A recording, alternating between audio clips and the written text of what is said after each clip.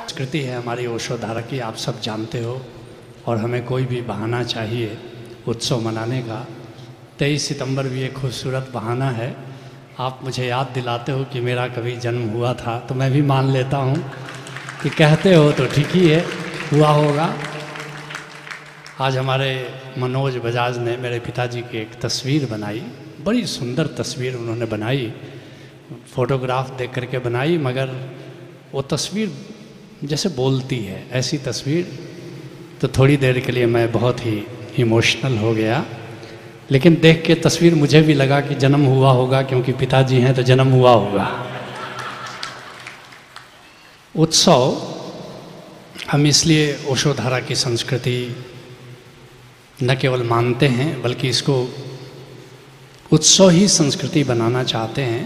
इसके कारण हैं, और आज अम्बरीश मिश्रा जी और उनके टीम के लोगों को सुन करके ये हमारा और भी प्रगाढ़ हुआ कि हम उत्सव को अपनी संस्कृति बनाएं। क्योंकि ओशो बड़ी प्यारी बात कहते हैं कि 2 मार्ग हैं अपने चैतन्य तक, अपनी आत्मा तक, परमात्मा तक, जो नाम देना चाहो। परमात्मा का जो सच्चिदानंद नाम है, मध्य में जो चैतन्य है वही महत्वपूर्ण है, क्योंकि चैतन्य ही सत्य को भी जानता है, चैतन्य ही आनंद को भी जानता है। तो सत्य और आनंद के ऊपर भी चैतन्य है, और वहाँ तक पहुँचने के 2 मार्ग, जिसकी चर्चा बार बार ओशो कहते हैं। एक ध्यान का मार्ग है और एक भक्ति का मार्ग है, प्रेम का मार्ग है। और ओशो बार बार इस बात को हमें स्मरण दिलाते हैं कि ध्यान का मार्ग थोड़ा रेगिस्तान का मार्ग है, और भक्ति का मार्ग थोड़ा गाते हुए, नाचते हुए, जैसे बगीचे में गुजरते हुए है। ऐसा वो क्यों कहते हैं, इस पर थोड़ा सा ध्यान दोगे तो आज के उत्सव की महत्ता को और भी समझ पाओगे। क्योंकि ध्यान में हमें अपने संसार से, ऑब्जेक्टिविटी से, परिधि से केंद्र की ओर जाना पड़ता है। और रहते हम संसार में हैं, रहते हम परिधि पर हैं, तो कितनी देर तुम अपने केंद्र पर जा सकोगे, कितनी देर अपनी सब्जेक्टिविटी में रह सकोगे, कितनी देर अपने चैतन्य में रह सकोगे। क्योंकि फिर तुमको ऑब्जेक्टिविटी में जाना है, और ऑब्जेक्टिविटी में जीना है, तुम चाहो अथवा मत चाहो, लेकिन रहना संसार में है। और फिर जो चैतन्य में स्नान करते हो 1 घंटे ध्यान के माध्यम से कि समाधि के माध्यम से, फिर ऑब्जेक्टिविटी में आते हो, फिर धूल पड़ जाती है रेगिस्तान की।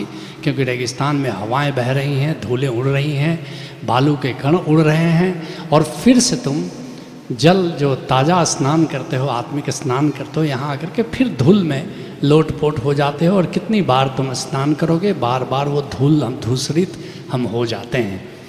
और दूसरा जो मार्ग है वो भक्ति का मार्ग, उत्सव का मार्ग, प्रेम का मार्ग। वहाँ पर बड़ा मामला आसान हो जाता है। क्यों आसान हो जाता है? क्योंकि जो उत्सव है, जो गीत है, जो नृत्य है, और वो रस है, जैसे रसो वैसा, ऐसा ऋषि कहते हैं। ओशो ने बार बार इसको कोट किया है कि रस ही परमात्मा है। और रस क्या है? जो तुम्हें वर्तमान में ला दे, वही रस है।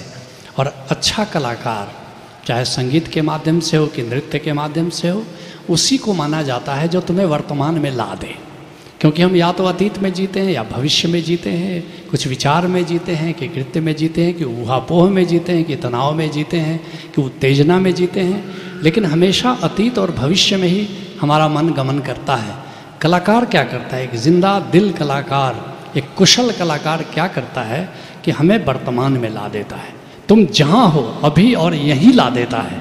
और फिर एक कदम और इस बात का बोध हो जाए कि हम अभी और यहीं आ गए, बस बात बन गई।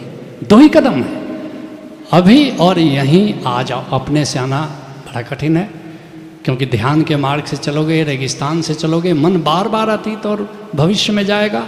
तुम अपने से कैसे आ पाओगे बार बार? क्योंकि आदत पुरानी है, छूटती नहीं, वासना इतनी जल्दी सिमटती नहीं। लेकिन एक अच्छा कलाकार जैसे अम्बरीश मिश्रा, उनकी दल ने तुम्हें अभी और यहाँ ला करके खड़ा कर दिया। तुम कहीं थे नहीं, तुम मजबूर हो गए यहाँ और अभी आने के लिए। और चूँकि तुम ध्यान से जुड़े हो, तुम समाधि से जुड़े हो, तो तुम्हारे लिए अब बड़ा एक कदम और खिसकना था कि हम यहाँ आ गए। बस इतना ही करना था। आधा तो उन्होंने कर ही दिया, तुम्हें तो बस इतना ही और जागना था, थोड़ा एक कदम और पीछे जा कर के, वाह वाह क्या बात है, हम तो यहाँ आ गए। और फिर तो बात बन गई। और इस तरह अपनी पूरी ऑब्जेक्टिविटी को उत्सव तुम्हें वर्तमान में ला देता है और हम वर्तमान में हैं, यह आनंद का द्वार खोल देता है। ये चैतन्य तक तुमको ले गया कि हम आ गए सीधे चैतन्य। उत्सव आनंद में ला दिया, वर्तमान में ला दिया, और एक कदम और तुम चैतन्य में खिसक गए कि हम यहाँ और अभी हैं। तो उत्सव के माध्यम से नाचते हुए गाते हुए, एक सोचो कि एक बगीचे में जैसे फूल खिल रहे हों, पंछी गा रहे हों, और उसके बीच से तुम चैतन्य तक पहुँच गए। और दूसरा मार्ग जो चैतन्य तक जाने का है, ध्यान का मार्ग, बार बार रेगिस्तान की वो हवाएं धूल और मिट्टी डालती रहती हैं, वो मार्ग बड़ा कठिन है। इसलिए अगर ये बात आ जाए एक बार कि हम उत्सव में वर्तमान में आ जाएं और फिर ये जान लें कि हम वर्तमान में तो चैतन्य तक तो पहुंच गए, मामला कितना आसान है। और मैंने महसूस किया कि आज जो भी कार्यक्रम हुए, जो गज़लें हुई, जो उत्सव हुआ, और गज़ल को उत्सव बनाना थोड़ा कठिन काम है। हमारे ओशो शैली से बात हो रही थी कि जगजीत सिंह के शिष्य हमारे अम्बरीश जी हैं, लेकिन जगजीत सिंह को सुन करके उत्सव करना बड़ा मुश्किल काम होता है। रोना आसान है, लेकिन उत्सव में जाना बड़ा कठिन है। लेकिन कभी कभी ऐसा होता है, गुरु गुरु रह जाता है और चेला चीनी हो जाता है, कभी ऐसा होता है। और अम्बरीश जी ने कर दिखाया कि गज़ल को उत्सव बनाया, और ये एक बहुत बड़ी प्यारी बात है, क्योंकि गज़लों का मुझे बहुत शौक़ रहा, और ये हमेशा मुझे वे गज़लें विशेष पसंद होती हैं जो हमें उत्सव की ओर ले जाती हैं। और आज ऐसा इन्होंने करके दिखाया, और उसी को इसलिए मैं कहता हूँ ये इन्होंने रस पैदा कर दिया। रस, वैसे तो साहित्य में आपने रस सुना होगा, श्रृंगार रस, हास्य रस, करुण रस, रौद्र रस, वीर, ये सब रसों की महत्ता भी इसीलिए है कि तुम साहित्य सुनकर, काव्य सुनकर, संगीत सुनकर तुम वर्तमान में आ जाते हो। तो और वर्तमान से एक कदम और पीछे कि हम आ गए वर्तमान में, तो ये मार्ग बड़ा आसान है। ये भक्तों का मार्ग है, ये प्रेमियों का मार्ग है, दीवानों का मार्ग है, और ओशो धारा तो दीवानों की ही टोली है।